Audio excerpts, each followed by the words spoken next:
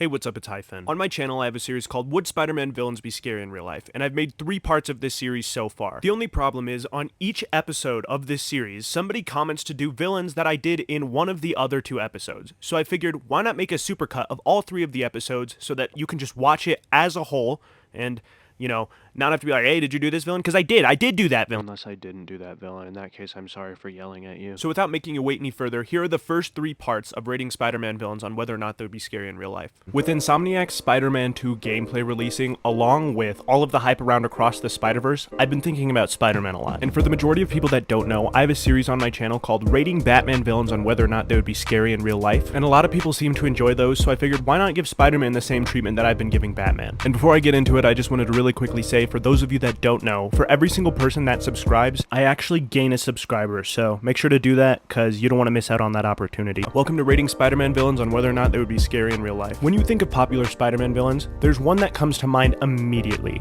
The most popular Spider-Man villain. So let's do him first. That's right, you guessed it. Big Wheel. He's 5'5", 140 pounds, and trapped inside of a big wheel. His main powers consist of being in a big wheel. I think it goes without saying that Big Wheel would be horrifying in real life. Can you look me in the eyes and tell me that you would be able to sleep at night knowing that there's somebody out there in a big wheel?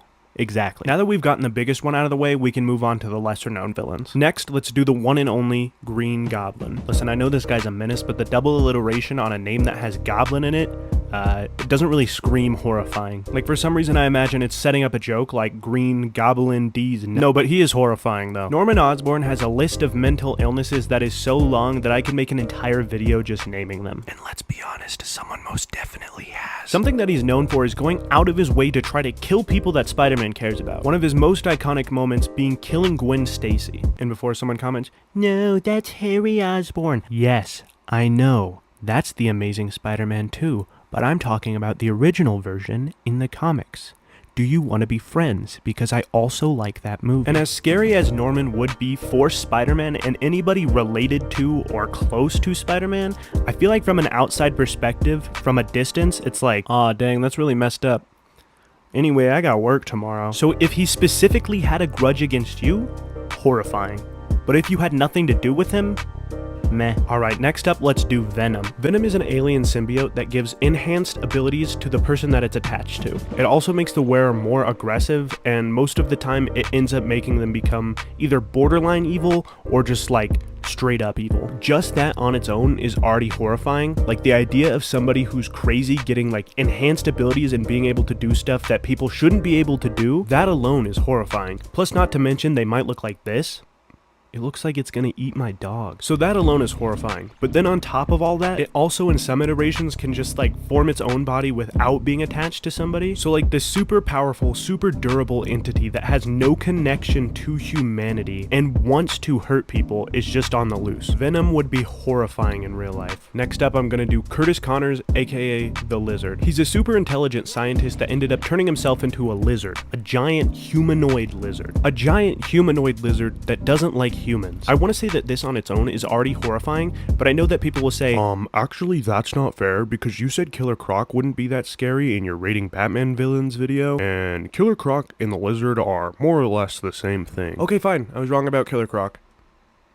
But in my defense, the 2 characters that I rated right before Killer Croc were so scary that I think it actually kind of desensitized me to him a little bit. So yes, I will now say I've changed my mind. Killer Croc would be scary in real life. Anyway, now back to the point of the video. Lizard is still extremely smart, and in some iterations he looks like this. Not to mention, he wants to make more versions of this. So even if you are far away from him, knowing that he's out there and trying to create more versions of himself, and you might not be safe tomorrow, is pretty scary. The Lizard would most definitely be scary in real life. Next, I'm doing Vulture, and you can't do anything to stop me. Okay, so I know that he has a sad backstory, right? And I know that he's a fan favorite, but I'm sorry, Vulture would not be scary in real life. He's just a criminal with a wingsuit. And he's kind of like old. He would be super interesting and intriguing to learn about, but I can't imagine anybody watching the news and seeing somebody fly around with a bag of money and being like, oh, no, somebody stop him. No, he's gonna take more money. I feel like more realistically, you'd see him on the news and then you'd be like, what, he can fly? That's sick. What's that, he's stealing money?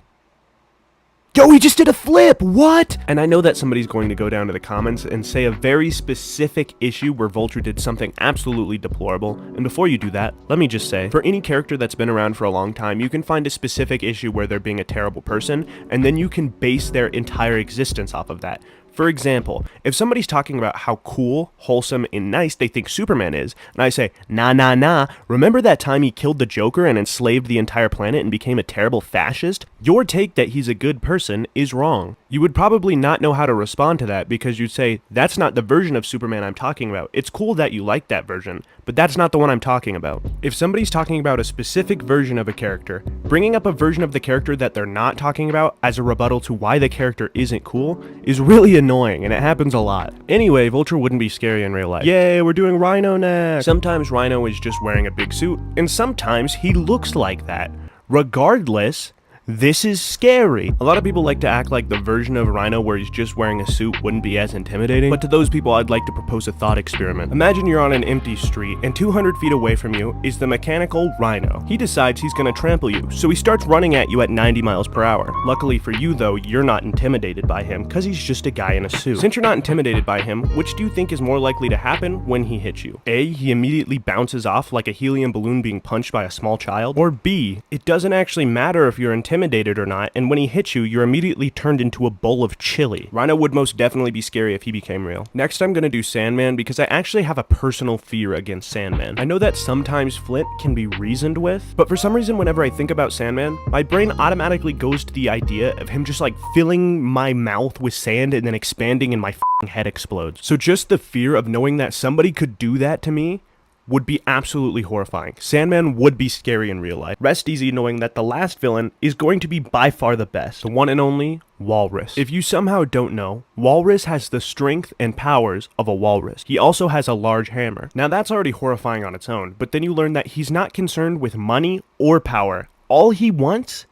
is to cause mild property damage. I'm sorry for putting you through having to hear that, but I think it had to be said to understand the magnitude of how scary Walrus would be in real life. Imagine you're out for a walk at your local park and the slide is damaged. Yeah, Walrus would be absolutely horrifying in real life.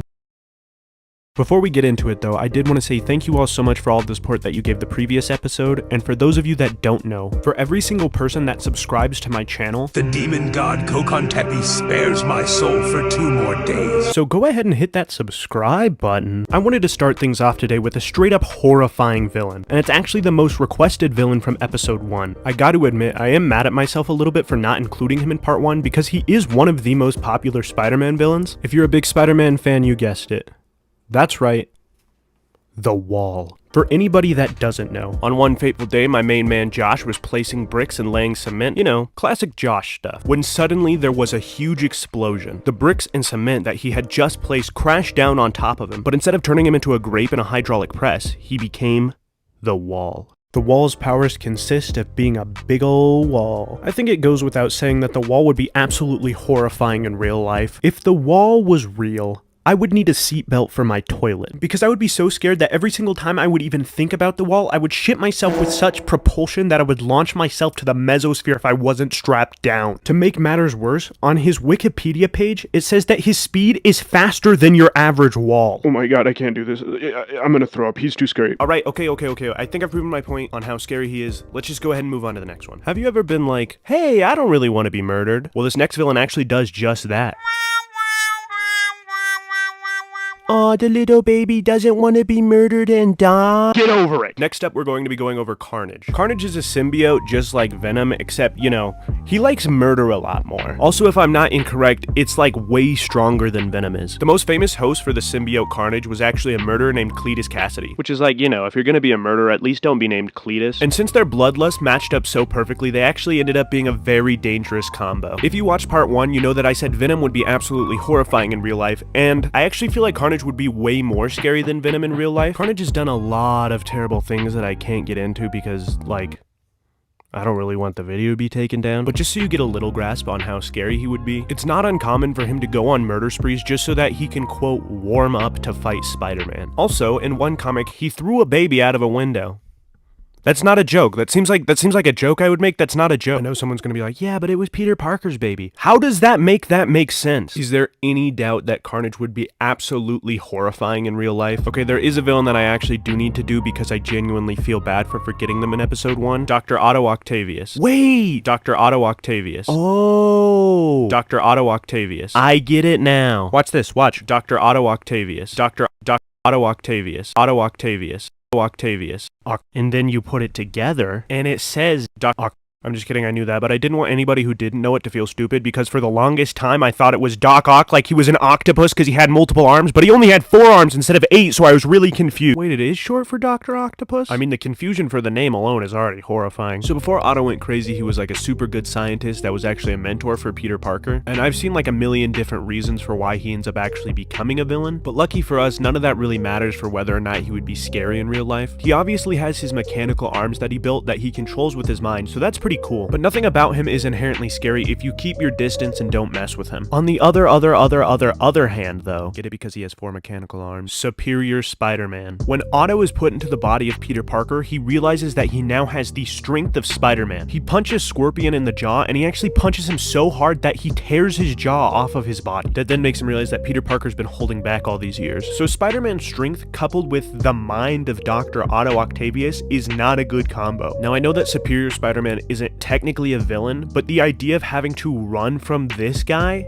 is absolutely horrifying. Overall though, just because Otto isn't like necessarily that horrifying on his own, I'm just gonna go ahead and give him a 7 out of 10. Alright, next I'm gonna go ahead and do Kraven the Hunter. Wait, what? What is this dude hunting? A first place trophy at a bodybuilding competition? Oh, come on, stop, come on, you're too nice, come on. I just came up with that off the top of my head, I appreciate it. No, but he actually can lift 2 tons though, so. Kraven the Hunter is really cool and absolutely horrifying if he's coming after you. But if he has no reason to come after you, like he hasn't been told to hunt you, then he's not scary. Like, let's say for the purposes of ranking him, that he has been hired to come after you and kill you. If he ends up accepting the deal, this is how it would go. Wait, whoa, what's this? Someone sent Kraven the Hunter after? And then you're dead. Kraven the Hunter is scary, but not on the same level as some of the other characters we've gone over. So just for the sake of keeping it consistent, I'm gonna go ahead and give him a 6 out of 10. Do you think that there's gonna be an ad right here?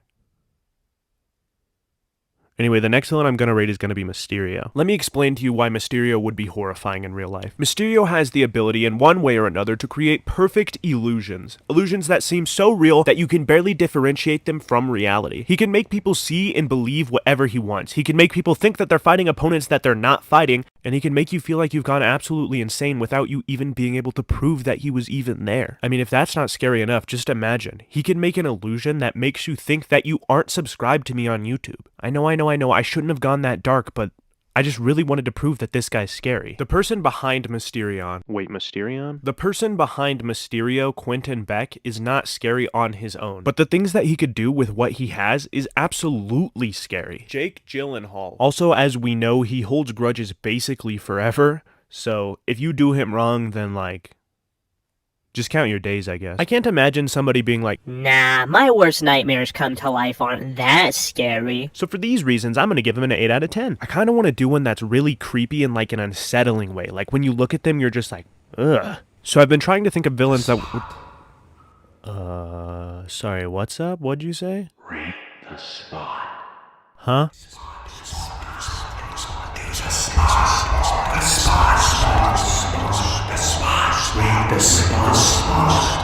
Oh, you're saying rate the spot. I thought you were saying wipe your snot. I was like, I don't have any snot on my face.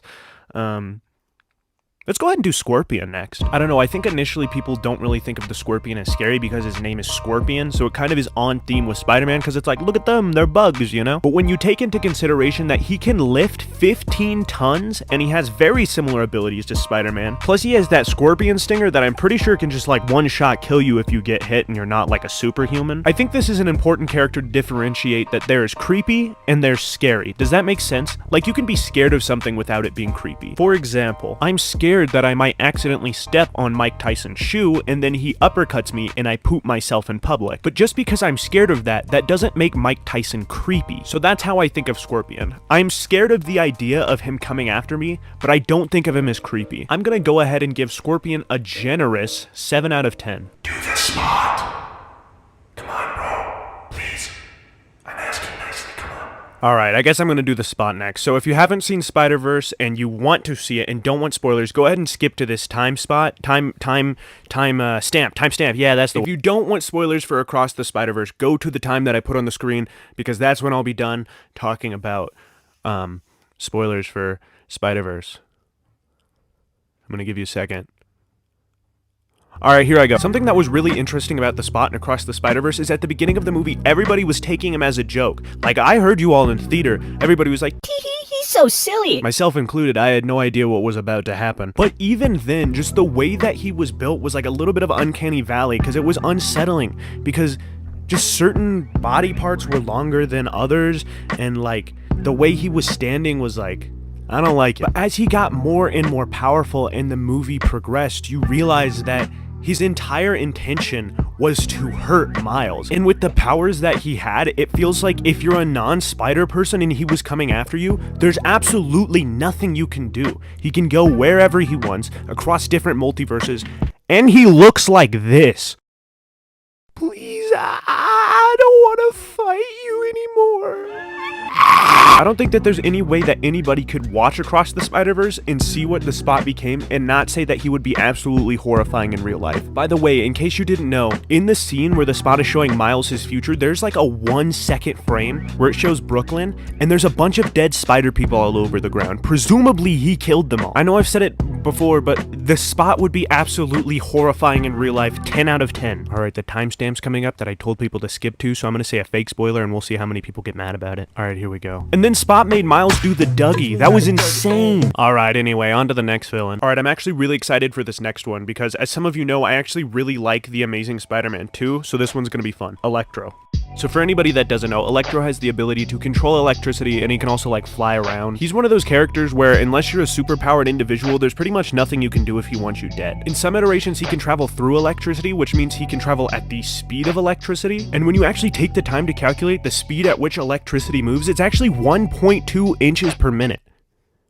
Wait, what? Okay, well, by the speed of electricity, I didn't mean the speed at which an electron can travel through a wire. I think it more so means the speed of an electromagnetic voltage pulse traveling through a wire. So calculating the speed at which he can move gets tricky because technically light waves are electromagnetic waves. Psych, did you actually think I was gonna calculate the speed at which Electro moves? This isn't game theory. Plus somebody else already did that. They said that Electro would be able to move at 150,000 feet per second, which is actually really fast. When you calculate that over, that'd be 102,272.7 miles per hour. I just had the realization that none of that matters. We would all just die anyway. The speed at which we would die doesn't really matter. Electro would be scary in real life. Alright, next up we're gonna do my main man, Kingpin. Wilson Fisk has done a lot of terrible, deplorable, and scary things to people, but for some reason, I think he's hilarious. And Into the Spider-Verse, when he sees Miles and he's just like, Kill that guy. I don't know why, but that's just so funny to me. Every time I watch it, I know it's supposed to be a serious scene, but I always laugh. Don't get me wrong, I know that if he was real and he knew I was laughing at him, he would have my entire extended family put into a blood dome full of hungry wolves or something, but like, you gotta admit, from a distance he's funny. He has a ton of power and he's extremely strong physically, so if you find yourself on his radar in a bad way, you're either going to be killed by someone he knows, or he's gonna go and do it personally. One of the things that he likes to do, since he's so opposing physically, is just kind of like crush people's heads and bodies as a whole. So obviously that's not a ton of fun, but I feel like he's similar to Scorpion in the way where I said he's scary but not creepy.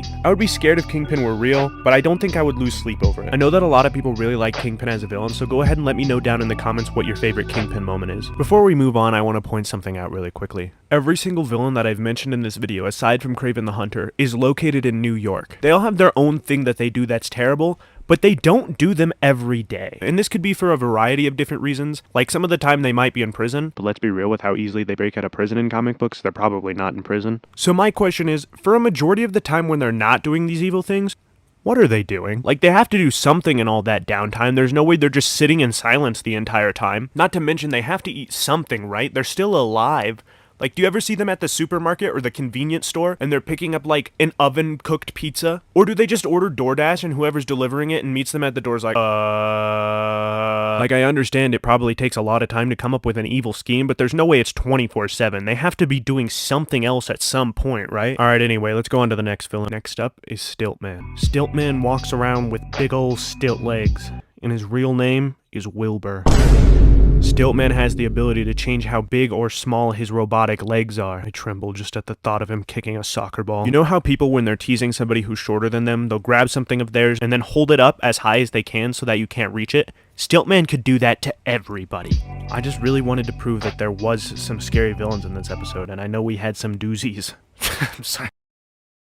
Before this video starts, I did want to share a little bit of good news and a little bit of bad news. I'll start with the bad news because life is eternal suffering. The bad news is this episode of Would Spider-Man Villains Be Scary in Real Life might be the last. Aww. I just feel like this might be the last episode where I have any major Spider-Man villains left to rate. But now I'll share the good news. This morning I found a penny on the side of the street and it was on heads. Alright, here we go. For episode 3, let's come out the gate swinging with Prowler. If you don't think that the Prowler is one of the coolest Spider-Man villains, then you're lying to yourself. Especially with what we've seen from Spider-Verse. Not to mention he's got some of the coolest suits, like his color pattern with like that futuristic metal look always looks sick. Now I know that there's definitely somebody out there saying right now, this video's supposed to be rating about how scary they would be, not on how cool they would be. I wish that you would stop talking forever. The reason I bring up how cool he is because I want to say he would be intimidating if he were a villain in real life, but he wouldn't be scary. Like if he were coming after you specifically, he would be like 10 out of 10 scary. But just like knowing that he exists in the same world as you wouldn't make you like lose sleep. It'd just be like, oh look at that guy, that's weird anyway. So I'm gonna go ahead and give Prowler a 6 out of 10. Alright, next let's do Hydro Man. Hydro Man's real name is Morris Bench. What? The only thing that would make this dude's real name less scary would be if he was named like Hubert or like Herman. Hydro Man has the abilities to turn his body into water. So basically there's nothing you can do, I guess. Like what am I as just a regular dude gonna do against water? Like what am I gonna punch the water? For some reason I immediately thought of how scary a sneak attack by him would be. Like with other villains, the second you realize something is wrong, you can kind of like prepare yourself. But if he snuck up behind you, you would just be like, oh, I'm drowning now. I would be absolutely horrified if Hydro Man were real. Like it would fill my every waking thought. I would be having a casual conversation with my friends, and if I even thought I felt a drop of water, it would be like, yeah, I mean, the first one was fine, but I just thought the second one was really bad. No, I think you're just believing the hype. I don't think that the second one was actually that. Morris? Hello? Morris? Hydro Man would be horrifying if he were real, so I'm gonna give him a 10 out of 10. Next up, let's go ahead and do Shocker. So Shocker's real name is Herman Schultz. Wait. Flashback. The only thing that would make this dude's real name less scary would be if he was named like Hubert or like Herman. So Herman uses a special suit that gives him shockwave abilities. Now usually electric powers are pretty scary, like with characters like Electro where they can turn into electricity, but Herman can't do that. He doesn't use electricity. I thought he used electricity for the longest time, but no, he uses compressed air. So obviously if it were me versus him, I would be dead in 2 seconds. But just the concept of him alone isn't scary like some of the others, so for that, I'm gonna give him a 5 out of 10. For this next villain, I'm gonna need you to play along and imagine something. I want you to close your eyes. I said close your eyes. Okay, close your eyes. Okay, now you can open them. I just wanted to see if you trusted me enough to do it. If you did it, you're a real one, I guess, you know? I don't know. So anyway, Chameleon. Chameleon has the power to change his skin and look like anybody ever. So if you've heard my opinions on Clayface from Batman, you know where this is going. Chameleon would be absolutely horrifying in real life because you would have no idea who to trust. Anybody you didn't know deeply and personally could be impersonated and you would have no idea. He could essentially get away with whatever he wants and nobody could even really pinpoint that it was him that did it. You would have to constantly have the suspicion that nobody is who they say they are. Oh, so you mean like the new Disney Plus Marvel TV show Secret Invasion? Nah. I mean like Among Us. For paranoia purposes, I'm gonna give Chameleon a 10 out of 10. I've had a lot of recommendations on my previous videos to do characters that are more or less just rich crime bosses, and while they are scary, they're already real. So if you want to know what it would be like to live in a world where rich people can do and get away with whatever they want, look around. Alright, next villain. This next villain is by far the scariest villain that I have covered on my channel, period. So get ready for this one. Next up is Kangaroo. Kangaroo's real name is Frank Oliver. He grew up in Australia, and one day while studying a pack of kangaroos, he would it be a pack of kangaroos? What's a pack of kangaroos called? A pack of kangaroos is called a mob. So one day while studying a mob of kangaroos, Frank Oliver was bitten by a radioactive kangaroo that then made it so that he could jump higher than a normal human. Oh my god, I'm gonna have nightmares for months. This is too far. I'm really sorry that I made you hear about that. I totally understand if you want to leave a mean comment because I shouldn't have put something that scary in this video, but I knew that I had to end this episode on a scary one. I know that there are plenty more Spider-Man villains that I could rate on whether or not they would be scary in real life, but honestly, I don't want to bore you. So let me know in the comments if you think I should do more of these, or if you think I should move on to a different character, or, you know, You can comment whatever, I guess. I can't control you. But regardless, thank you all so much for supporting this series as much as you have. It really means a lot to me, and I'll see you in the next one. Bye.